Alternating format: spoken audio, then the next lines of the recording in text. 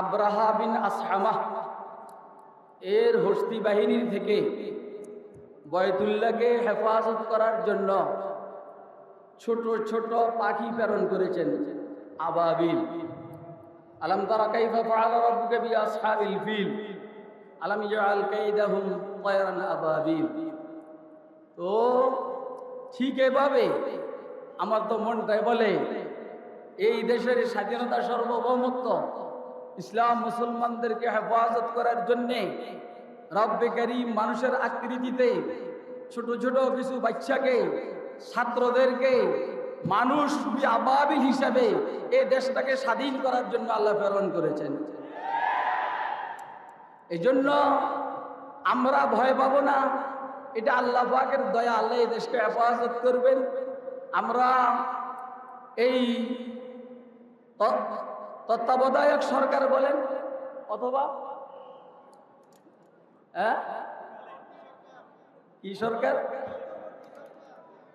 এদেরকে আমরা এদেরকে ধন্যবাদ জানাই। আমরা আশা করব ডক্টর ইউনূস সাহেবের আন্ডারে যারা কাজ করবে, ইনশাআল্লাহ এরা দেশের স্বার্থে, ইসলামের স্বার্থে কাজ করবে। শেষ কথা, 3 মিনিট সময়, একটা হাদিস পড়ছি আপনাদের সামনে। হযরত আনাস ইবনে মালিক রাদিয়াল্লাহু তাআলা আনহুর কাছে একটা শিকায়েত আসছিল যে হাজ্জাজের জুলুম আর সহ্য হইতে আছে না, এখন কি করা। আনাস ইবনে মালিক বলছেন, সবর করো, সবর, ধৈর্য ধারণ করো, অর্থাৎ পরবর্তী পদক্ষেপের জন্য মজবুতভাবে দৃঢ়তার সাথে সামনে অগ্রসর হও। তোমাদের পরবর্তী সময় পূর্ববর্তী সময়ের সাথে খারাপ, সামনের যে সময়টা আরো আশঙ্কাযুক্ত।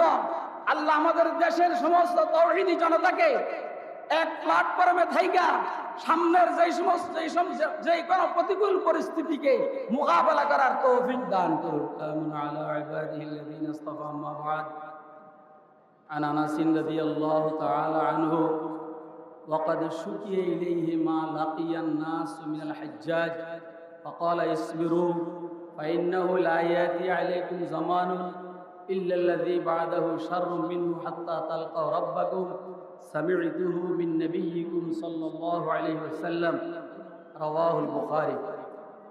হেফাজত ইসলাম বাংলাদেশের উদ্যোগে আয়োজিত আজকের এই বিশাল সমাবেশের মহতারাম সভাপতি, কেন্দ্রীয় নেতৃবৃন্দ, জেলা ভিত্তিক নেতৃবৃন্দ, হেফাজতে ইসলামের সারা ঢাকা শহর সহ আশেপাশে থেকে আসা ছাত্র ভাইয়েরা এবং ছাত্র জনতা সহ মিডিয়া ভাইয়েরা, আল্লাহ রাব্বুল আলামিন